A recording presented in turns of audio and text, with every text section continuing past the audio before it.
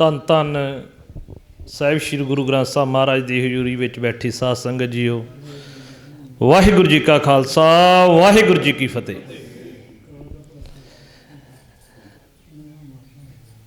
ਇਹ ਗੱਲ ਕਦੀ ਕਦੀ ਵਾਪਰਦੀ ਆ ਜਦੋਂ ਕਿਸੇ ਦਾ ਵਿਅਕਤੀ ਦਾ ਭੋਗ ਜਾਂ ਉਹਦੀ ਅੰਤਮ ਅਰਦਾਸ ਜਾਂ ਉਹਨਾਂ ਦੇ ਨਿਮਿਤ ਕੋਈ ਪ੍ਰੋਗਰਾਮ ਉਹਦੇ ਆਪਣੇ ਪਿੰਡ ਤੋਂ ਛੁੱਟ ਹੋਰ ਜਗ੍ਹਾ ਵੀ ਰੱਖਿਆ ਜਾਂਦਾ। ਇਹ ਸਧਾਰਨ ਨਹੀਂ ਵਾਪਰਦੀ। ਜਿਸ ਪਿੰਡ 'ਚ ਕੋਈ ਜੰਮਿਆ, ਜਿਸ ਪਿੰਡ 'ਚ ਕੋਈ ਪਲਿਆ, ਉਸ ਪਿੰਡ 'ਚ ਹੀ ਉਹਦਾ ਭੋਗ ਪੈ ਜਾਂਦਾ ਅਤੇ ਗੱਲ ਖਤਮ ਹੋ ਜਾਂਦੀ ਹੈ। ਪਰ ਦੀਪ ਸਿੱਧੂ ਦੇ ਸੰਬੰਧ ਦੇ ਵਿੱਚ ਇਹ ਗੱਲ ਨਹੀਂ ਵਾਪਰੀ। ਜਿਸ ਦਿਨ ਦਾ ਉਹਦਾ ਕਾਲ ਚਲਾਣਾ ਹੋਇਆ, ਉਸ ਦਿਨ ਤੋਂ ਇੱਕ ਅਲੱਗ ਜਿਹੇ ਦੁੱਖ ਦੇ ਵਿੱਚ ਜਿਹੜੇ ਕੌਮ ਨੂੰ ਚਾਹੁਣ ਵਾਲੇ ਜਾਂ ਪੰਜਾਬ ਦਾ ਭਲਾ ਮੰਗਣ ਵਾਲੇ ਆ, ਉਹ ਇੱਕ ਅਲੱਗ ਜਿਹੇ ਦੁੱਖ ਦੇ ਵਿੱਚ ਆ। ਉਹ ਦੁੱਖ ਦੀ ਜਿਹੜੀ ਬਿਆਨੀ ਸੀਗੀ, ਉਹਦੇ ਅਸੀਂ ਸੰਸਕਾਰ 'ਤੇ ਵੀ ਦੇਖੀ। ਜਦੋਂ ਉਹਦੀ ਚਿਖਾ ਦੀ ਅੱਗ ਮੱਥੇ ਨੂੰ ਲੱਗਦੀ ਪਈ ਸੀਗੀ ਅਤੇ ਲੱਖਾਂ ਨੌਜਵਾਨਾਂ ਦਾ ਜਿਹੜਾ ਇਕੱਠ ਸੀਗਾ, ਉਹ ਕਿੱਦਾਂ ਤਰਲੋ ਮੱਛੀ ਹੋ ਰਿਹਾ ਸੀਗਾ ਉਸ ਅੱਗ ਦੀ ਇੱਕ ਸ਼ੋਅ ਦੇਖਣ ਦੇ ਲਈ। ਇਹ ਗੱਲਾਂ ਕਦੀ ਸਧਾਰਨ ਨਹੀਂ ਵਾਪਰਦੀਆਂ। ਫਿਰ ਜਦੋਂ ਉਹਦੀ ਅਰਦਾਸ ਵੀ ਕੀਤੀ ਗਈ ਆ ਫਤਿਹਗੜ੍ਹ ਸਾਹਿਬ ਦੀ ਪਵਿੱਤਰ ਧਰਤੀ ਦੇ ਉੱਤੇ, ਉੱਥੇ ਵੀ ਲੱਖਾਂ 'ਚ ਇਕੱਠ।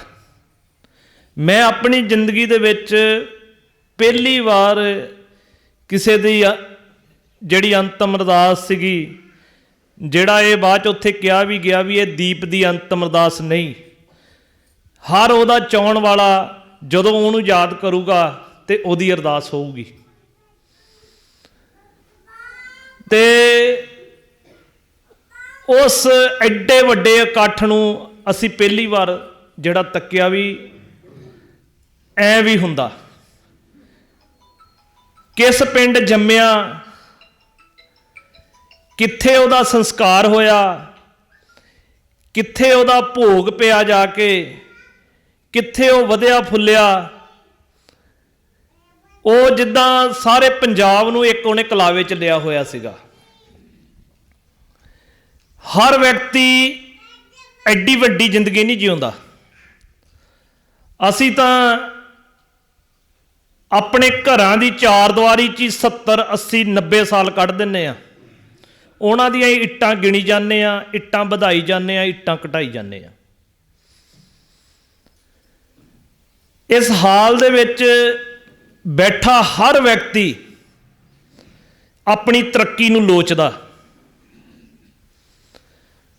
ਹਰ ਮਾਂ ਚਾਹੁੰਦੀ ਆ ਵੀ ਮੇਰਾ ਪੁੱਤ ਜਿਹੜਾ ਆ ਉਹ ਦੁਨੀਆ ਦੇ ਉੱਤੇ ਬਹੁਤ ਤਰੱਕੀ ਕਰੇ। ਅਤੇ ਤਰੱਕੀ ਦਾ ਪੈਮਾਨਾ ਕੀ ਆ ਵੀ ਉਹਦੇ ਕੋਲ ਬਹੁਤ ਪੈਸਾ ਹੋਵੇ, ਬਹੁਤ ਵਧੀਆ ਘਰ ਹੋਵੇ, ਉਹਨੂੰ ਦੁਨੀਆ ਜਾਣਦੀ ਹੋਵੇ।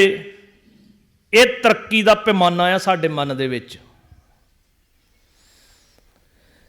ਪਰ ਪ੍ਰਸ਼ਨ ਇਹ ਗੱਲ ਦਾ ਖੜਾ ਹੁੰਦਾ ਵੀ ਦੀਪ ਸਿੱਧੂ ਚੰਗਾ ਪੜ੍ਹਿਆ ਲਿਖਿਆ, ਚੰਗੀ ਕਮਾਈ ਕਰਨ ਵਾਲਾ, ਹਰ ਦੇਸ਼ 'ਚ ਜਾ ਸਕਦਾ ਸੀ ਉਹ, ਜਿੱਦਾਂ ਦਾ ਉਹਦਾ ਕਾਰੋਬਾਰ ਸੀ, ਜਿੱਦਾਂ ਦੀ ਉਹਦੀ ਰਾਇਲ ਜ਼ਿੰਦਗੀ ਸੀਗੀ, ਉਹ ਕਿਸੇ ਵੀ ਮੁਲਕ 'ਚ ਜਾ ਸਕਦਾ ਸੀਗਾ।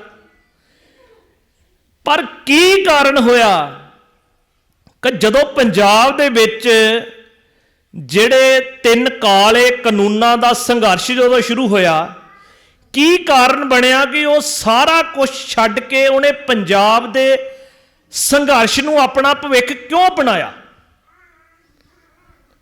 ਇਹ ਸਾਡੇ ਸਾਰਿਆਂ ਦੇ ਮਨ 'ਚ ਇੱਕ ਕੁਐਸਚਨ ਹੋਣਾ ਚਾਹੀਦਾ ਆ, ਤੇ ਬਹੁਤ ਸਾਰਿਆਂ ਦੇ ਹੈ ਵੀ ਆ ਇਹ ਗੱਲ, ਵੀ ਕਿਉਂ ਉਹਨੇ ਪੰਜਾਬ ਦੇ ਭਵਿੱਖ ਨੂੰ ਅਪਣਾਇਆ। ਜੇ ਆਮ ਸਾਰੇ ਬੰਦਿਆਂ ਤੇ ਰਾਏ ਲਓ ਤੇ ਉਹ ਇਹੀ ਕਹਿਣਗੇ ਵੀ ਜ਼ਿੰਦਗੀ ਦਾ ਨਿਸ਼ਾਨਾ ਕੀ ਆ, ਵੀ ਬਹੁਤ ਦੌਲਤ ਹੋਵੇ, ਕੈਨੇਡਾ 'ਚ ਸੈਟਲ ਹੋਈਏ, ਅਮਰੀਕਾ 'ਚ ਸੈਟਲ ਹੋਈਏ, ਵੱਡੀਆਂ ਗੱਡੀਆਂ ਹੋਣ, ਵੱਡੀਆਂ ਕਾਰਾਂ ਹੋਣ। ਪਰ ਇੱਕ ਬੰਦੇ ਕੋਲ ਜਿਹਦੇ ਕੋਲ ਸਾਰਾ ਕੁਝ ਸੀਗਾ, ਉਹ ਛੱਡ ਕੇ ਸੜਕਾਂ ਤੇ ਕਿਉਂ ਆ ਕੇ ਲੰਮਾ ਪਿਆ? ਫਿਰ ਜਦੋਂ ਉਹ ਆਇਆ ਵੀ ਤੇ ਉਹ ਦੀਵੇ ਦੇ ਬਲਣ ਵਰਗਾ ਉਹਦਾ ਅਹਿਸਾਸ ਨੂੰ ਪਤਾ ਨਹੀਂ ਕਿੰਨਿਆਂ ਕੁ ਨੇ ਝੰਬ ਮਾਰ ਕੇ ਬੁਝਾਉਣ ਦੀ ਕੋਸ਼ਿਸ਼ ਕੀਤੀ ਵੀ ਇਹਨੂੰ ਹੁਣੀ ਬੁਝਾ ਦਈਏ। ਪਰ ਇਹ ਤਾਂ ਹੁਣ ਪ੍ਰਮਾਤਮਾ ਜਾਣਦਾ ਸੀ ਵੀ ਕਦੋਂ ਉਹਦੀ ਸਵਾਸਾਂ ਦੀ ਪੂੰਜੀ ਪੂਰੀ ਹੋਣੀ ਸੀਗੀ ਤੇ ਕਿੱਦਾਂ ਉਹ ਵਿਧ ਬਣਨੀ ਸੀ ਉਹਦੀ ਦੁਨੀਆ ਤੋਂ ਜਾਣ ਦੀ। ਪਰ ਉਹ ਕਿਸੇ ਦੇ ਬੁਝਾਇਆ ਨਹੀਂ ਬੁੱਝਿਆ। ਬੜੇ ਯਤਨ ਹੋਏ, ਹਜ਼ਾਰਾਂ ਹੀ ਯਤਨ ਹੋਏ, ਹਜ਼ਾਰਾਂ ਹੀ ਲੋਕ, ਵੱਡੇ ਵੱਡੇ ਲੀਡਰ ਕਹਿੰਦੇ ਸੀ ਜਿਹੜੇ ਅਸੀਂ 40-40 50-50 ਸਾਲ ਤੋਂ ਅਸੀਂ ਐਸਟੈਬਲਿਸ਼ ਲੀਡਰ ਹਾਂ, ਜਿਨ੍ਹਾਂ ਨੇ ਉਹਦੇ ਉੱਤੇ ਬਹੁਤ ਘਿਨੌਣੇ ਜਿਹੜੇ ਆ ਉਹ ਇਲਜ਼ਾਮ ਲਗਾਏ। ਪਰ ਉਹ ਕੋਈ ਵੀ ਜਿਹੜਾ ਇਲਜ਼ਾਮ ਸਾਬਤ ਨਹੀਂ ਹੋ ਸਕਿਆ। ਪਰ ਜੋ ਦੀਪ ਨੇ ਗੱਲਾਂ ਕਹੀਆਂ, ਉਹ ਇੱਕ ਇੱਕ ਗੱਲ ਕਰਕੇ ਜਿਹੜੀ ਆ ਉਹ ਪਾਣੀ ਵਾਂਗੂ ਬਿਲਕੁਲ ਸਾਫ਼ ਹੋ ਗਈ। ਉਹਨੇ ਇਹ ਗੱਲਾਂ ਕਹੀਆਂ ਸੀ ਇਹ ਲੋਕ ਇਲੈਕਸ਼ਨ ਲੜਨਗੇ ਦੁਬਾਰਾ, ਤੇ ਸਾਨੂੰ ਵੀ ਇਸ ਗੱਲ ਦਾ ਪੱਕਾ ਪਤਾ ਸੀ ਇਹ ਇਲੈਕਸ਼ਨ ਲੜਨਗੇ, ਤੇ ਉਹ ਇਲੈਕਸ਼ਨਾਂ ਲੜੀਆਂ ਗਈਆਂ। ਤੇ ਕੀ ਹਾਲ ਹੋਇਆ ਤੁਸੀਂ ਇਹ ਦੇਖੋ ਵੀ ਇਸ ਵਾਰ ਜਿਹੜੀ ਇਲੈਕਸ਼ਨ ਹੋਈ ਆ ਉਹਦੇ ਵਿੱਚ ਕੋਈ ਵੀ ਕਿਸਾਨੀ ਮੁੱਦਾ ਜਿਹੜਾ ਸੀਗਾ ਉਹ ਚੋਣਾਂ ਦੇ ਵਿੱਚ ਕੋਈ ਮੁੱਦਾ ਨਹੀਂ ਬਣ ਸਕਿਆ।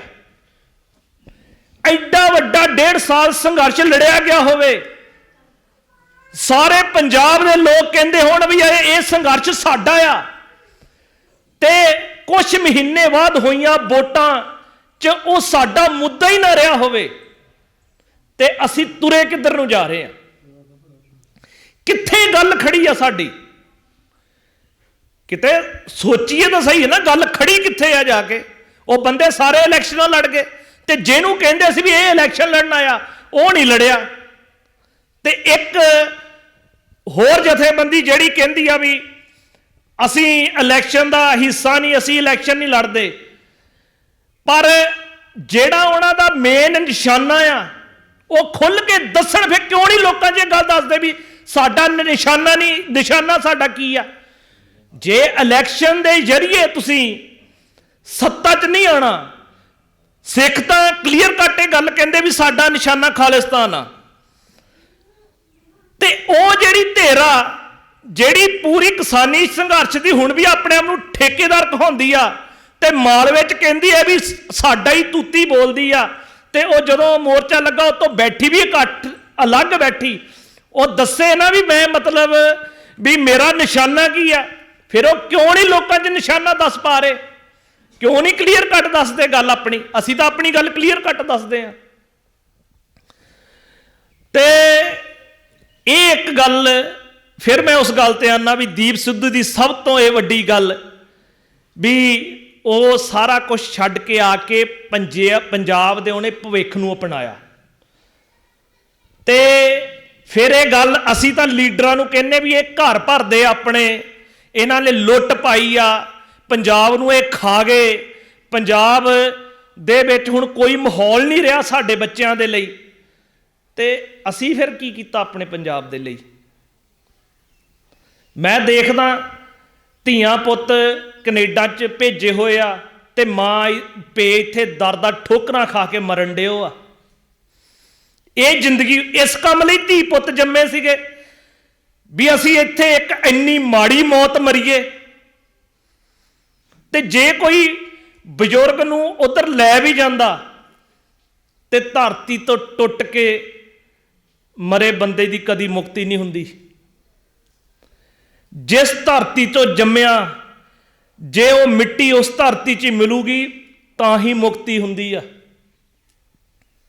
ਪਹਿਲਾਂ ਸਮਾਂ ਸੀਗਾ ਜੇ ਕੋਈ ਬਲੈਤ 'ਚ ਵੀ ਮਰਦਾ ਸੀ ਤਾਂ ਉਹਦੀ ਦੇਹ ਆਉਂਦੀ ਸੀ ਤੇ ਸੰਸਕਾਰ ਹੁੰਦਾ ਸੀਗਾ, ਤੇ ਪਿੰਡ ਉਡੀਕਦਾ ਹੁੰਦਾ ਸੀ ਕਦੋਂ ਉਹਦੀ ਦੇਹ ਆਊਗੀ। ਪਰ ਸਮਾਂ ਬਦਲ ਗਿਆ, ਹੁਣ ਕਿਉਂ ਦੇਹ ਨਹੀਂ ਆਉਂਦੀ ਇੱਥੇ? ਹੁਣ ਪਤਾ ਵੀ ਹੁਣ ਅਸੀਂ ਜਿਹੜੀਆਂ ਇਹ ਕੈਲਕੂਲੇਸ਼ਨਾਂ ਇਹ ਪੈਸਿਆਂ 'ਚ ਕਰਨ ਲੱਗ ਗਏ ਵੀ ਪਿੰਡ ਲੈ ਕੇ ਜਾਵਾਂਗੇ ਇੰਨਾ ਖਰਚਾ ਆਊਗਾ। ਹੁਣ ਤਾਂ ਉਹ ਕਹਿੰਦੇ ਵੀ ਕੋਈ ਗੱਲ ਨਹੀਂ, ਸੰਸਕਾਰ ਕਰ ਦਿਓ ਪਿਤਾ ਜੀ ਦਾ, ਮੈਂ ਬਾਅਦ 'ਚ ਮਹੀਨੇ ਕੁ ਤੱਕ ਆਊਂਗਾ। ਹੁਣ ਗੱਲਾਂ ਇੱਥੇ ਤੱਕ ਪਹੁੰਚ ਗਈਆਂ।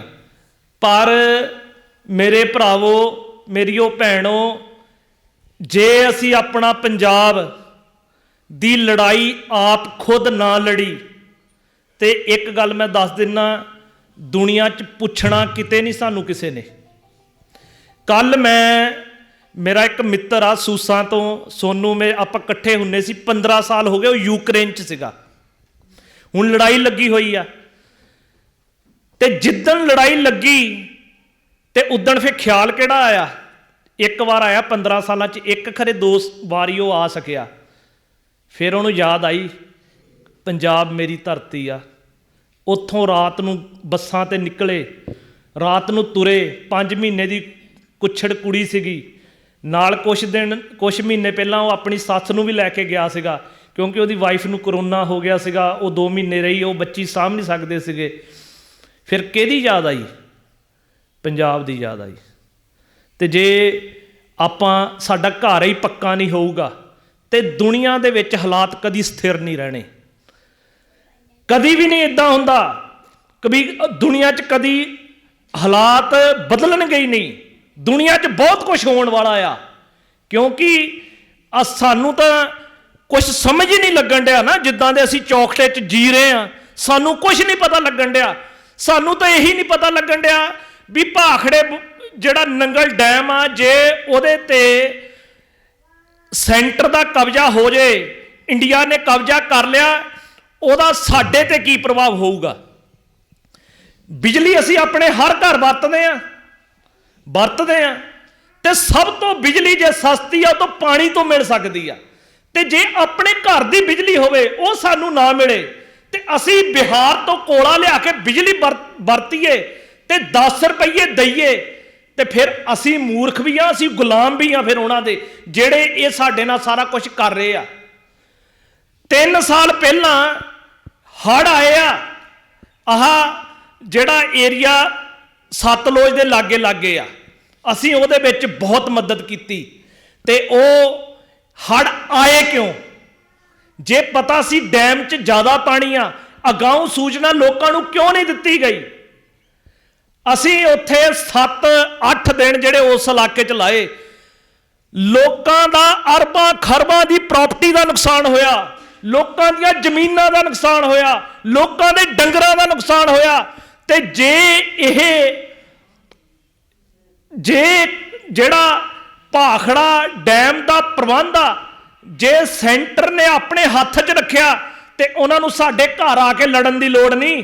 ਉਹ ਜਦੋਂ ਮਰਜ਼ੀ ਉੱਥੋਂ ਚੱਕਣ ਸ਼ਟਰ, ਉਹਦੇ ਪਾਣੀ ਛੱਡਣ, ਤੇ ਪੰਜਾਬ ਸਾਰੇ ਦੇ ਵਿੱਚ 15 ਫੁੱਟ ਪਾਣੀ ਭਰ ਜੂਗਾ ਜੇ ਭਾਖੜਾ ਡੈਮ ਦਾ ਪਾਣੀ ਇੱਕ ਵਾਰ ਛੱਡਿਆ ਜਾਵੇ। ਉਹਨਾਂ ਨੂੰ ਕੀ ਲੜਨ ਦੀ ਲੋੜ ਆ ਸਾਡੇ ਨਾਲ ਆ ਕੇ? ਜਿੱਦਣ ਉਹਨਾਂ ਨੂੰ ਪਤਾ ਲੱਗੇ ਵੀ ਪੰਜਾਬ ਨੂੰ, ਜਿਹੜਾ ਪੰਜਾਬ ਦੇ ਲੋਕ ਜਿਹੜੇ ਉੱਠ ਖੜੇ ਹੋਏ ਆ ਆਪਣੇ ਹੱਕਾਂ ਦੇ ਲਈ, ਉਹ ਪਾਣੀ ਛੱਡਣ ਤਾਂ ਸਾਨੂੰ ਸਾਰਿਆਂ ਨੂੰ ਬਹਾ ਦੇਵੇ।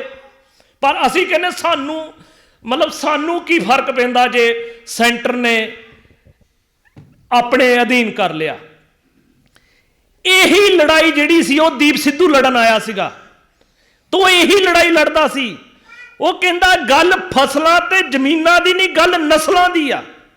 ਤੇ ਨਸਲ ਦੀ ਲੜਾਈ ਇਹੀ ਆ ਵੀ ਦਿੱਲੀ 'ਚ ਬੈਠੀ ਹੁਕੂਮਤ ਦਿਨੋਂ ਦਿਨ ਸਾਡੀ ਨਸਲਕੁਸ਼ੀ ਕਰ ਰਹੀ ਆ। ਨਸਲਕੁਸ਼ੀ ਏਦਾਂ ਹੀ ਨਹੀਂ ਹੁੰਦਾ ਵੀ ਸਿੱਧਾ ਗਲ ਤੋਂ ਲੈ ਕੇ ਮਾਰ ਦੋ। ਨਸਲਕੁਸ਼ੀ ਇਹ ਹੁੰਦਾ ਵੀ ਉਹਦੇ ਹਾਲਾਤ ਏਦਾਂ ਦੇ ਬਣਾ ਦਿਓ ਕਿ ਤੁਹਾਨੂੰ ਘਰ ਛੱਡ ਕੇ ਜਾਣੇ ਪੈ ਜਾਣ। ਬੇਸ਼ੱਕ ਅਸੀਂ ਇਸ ਗੱਲ ਨੂੰ ਇੰਜੋਏ ਕਰਦੇ ਹਾਂ ਵੀ ਅਸੀਂ ਕੈਨੇਡਾ ਅਮਰੀਕਾ ਦੇ ਵਿੱਚ ਜਾ ਕੇ ਸੈਟਲ ਹੋ ਰਹੇ ਹਾਂ। ਭਰਾਵੋ, ਉੱਥੇ ਤੁਹਾਨੂੰ PR ਲੈਣੀ ਪੈਂਦੀ ਆ।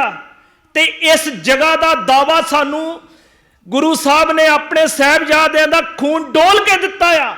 हम राखत पातशाही दावा, ये पातशाह का दावा आ। ये दुनिया, इस दावे नूं कोई दुनिया नहीं साडे तो खो सकती। ते जे जिद्दां यूक्रेन च लड़ाई लगी हुई आ, जे मेरे मित्र को उत्थे दी PR हुंदी तो वह देश छड्ड के नहीं जा सकता सीगा, उहनूं उत्थे उहदे लई लड़ना पैना सी देश दे लई। भरावो, ये साडी जन्म भूमि आ, जे ये उजड़ गई तो असी कनेडा अमरीका च भी बैठे उजड़ जाना आ। ते जे ये वसदी आ फिर तुसी दुनिया च जिथे मर्जी रहो, असी वसदे रवांगे। घसियारे लोकां दा कोई जीना नहीं हुंदा। ये गल्लां जिहड़ियां दीप सिद्धू दीयां सारियां गल्लां तो विचों निचोड़ निकल के आंदा सी भी अपनी कौम की लड़ाई लड़ो, अपनी पंजाब की लड़ाई लड़ो। आने वाले समयां दे विच हथियार की लड़ाई बहुत दूर की लड़ाई होनी आ। सब तो पहली लड़ाई होनी आ मन की लड़ाई। अगले ने तुहाडे मन नूं ही कैप्चर कर लेना। हुण तुसीं देखो, एक पासे असीं किसानी संघर्ष लड़िया, वोटां वालियां नूं चक के बाहर मारिया, ते असीं वो 3 जिहड़े काले कानून सी वो रद्द करा लए। जदों वोटां पईयां असीं सारे ही वोटां वाले अपने सिर ते लद ले। असीं अपने सिर ते झाड़ू भी तुक के तुर पे, असीं हाथी भी सिर ते चढ़ा लिया, असीं जिहड़ा पंजा कमल जो आया असीं अपने सिर ते लददे चल गए। ते यही लोकां ने तां पिछले 75 साल पंजाब की लुੱਟ की। फिर नवीं गल फिर चली भी आखे एक मौका इन्हां नूं दे दो जी। तुसीं दसो भी एक खब्बी जुत्ती दे नाल कोई बंदे नूं कुੱਟदा होवे, वो कहे भी नहीं खब्बी रहण दे, एक बार ना सज्जी जुत्ती ना कुੱਟ। मतलब इन्नी डिग गई साडी सियासत, सानू गुरु साहब का फलसफा ही नहीं समझ लगन दिया। चंगे चंगे गुरसिख बंदे मैं लिफाफे वांगू उड्डदे देखे इलैक्शन दे विच। कित्थे रह गईयां ये गल्लां? मैं ये गल कहां भी ये जाग ये भैणां नूं, ये भैणां दी बहुत वड्डी इहदे विच जिम्मेवारी आ। क्योंकि ਜਿਹੜੀਆਂ ਮਾਵਾਂ ਹੁੰਦੀਆਂ, ਭੈਣਾਂ ਹੁੰਦੀਆਂ, ਉਹਨਾਂ ਦੇ ਵਿੱਚ ਇਮੋਸ਼ਨ ਹੁੰਦਾ। ਉਹ ਜਿਹੜਾ ਇਮੋਸ਼ਨ ਹੁੰਦਾ ਦੱਬੀ ਅੱਗ ਵਰਗਾ ਹੁੰਦਾ। ਤੇ ਇੱਕ ਗੱਲ ਨੌਜਵਾਨ ਜਿਹੜੇ ਬਾਰ-ਬਾਰ ਕਹਿੰਦੇ ਨਾ ਵੀ ਪ੍ਰੋਗਰਾਮ ਦਿਓ, ਅਸੀਂ ਜਦੋਂ ਉਹਦੀ ਅੰਤਮ ਅਰਦਾਸ ਤੇ ਵੀ ਗਏ ਆ ਤੇ ਉੱਥੇ ਸਾਰੇ ਲੱਖਾਂ ਦਾ ਨੌਜਵਾਨ ਪ੍ਰੋਗਰਾਮ ਮੰਗ ਰਿਹਾ। ਤੁਸੀਂ ਇੱਕ ਗੱਲ ਦੱਸੋ ਵੀ ਦੀਪ ਸਿੱਧੂ ਨੂੰ ਕਿਹਨੇ ਕਾਰਡ ਪਾਇਆ ਸੀਗਾ ਵੀ ਤੂੰ किसानी संघर्ष आके लड़, जां ਉਹਦੇ ਕੋਲ कोई गया सी लैन? संत जरनैल सिंह भिंडरां वालियां ने कौम का संघर्ष लड़िया, उन्होंने कौन घर प्रोग्राम देन गया सी, जां उन्होंने किहड़े स्टेज तो प्रोग्राम सुनिया सी? जिहड़ा प्रोग्राम आ गुरु साहब दे चुके आ, रोज बाणी पढ़ते यही प्रोग्राम आ। इहनूं समझो ते इहनूं अपनाओ।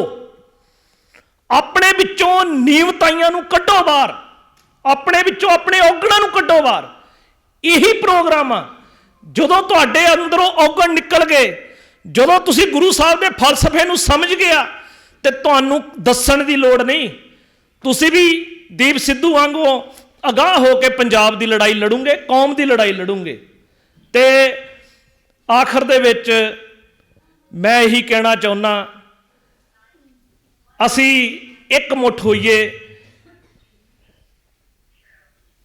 ये ਜਿਹੜੀਆਂ ਵਿਚਾਰਧਾਰਾਵਾਂ ਜਿਹੜੀਆਂ ਚੱਲਣ ਡਈਆਂ ਆ ਇੱਥੇ, ਇਹਨਾਂ ਨੇ ਸਾਨੂੰ ਸਾਡਾ ਭਲਾ ਨਹੀਂ ਕਰਨਾ। ਭਲਾ ਕੇਵਲ ਤੇ ਕੇਵਲ ਗੁਰੂ ਸਾਹਿਬ ਦੇ ਫਲਸਫੇ 'ਚੋਂ ਹੋਣਾ ਆ। ਤੇ ਗੁਰੂ ਸਾਹਿਬ ਦਾ ਫਲਸਫਾ ਜਿਹੜਾ ਆ ਉਹ ਬਾਣੀ ਰਾਹੀਂ ਪ੍ਰਤੱਖ ਜਿਹੜਾ ਉਹ ਪ੍ਰਕਾਸ਼ਮਾਨ ਆ, ਉਹਨੂੰ ਸਮਝੀਏ ਗੱਲ ਨੂੰ। ਤੇ ਐ ਨਾ ਅੜੀਕੇ ਕਿ ਫਲਾਨਾ ਲੀਡਰ ਅਸੀਂ ਉਹਦੀ ਅਗਵਾਈ 'ਚ ਚੱਲਣਾ।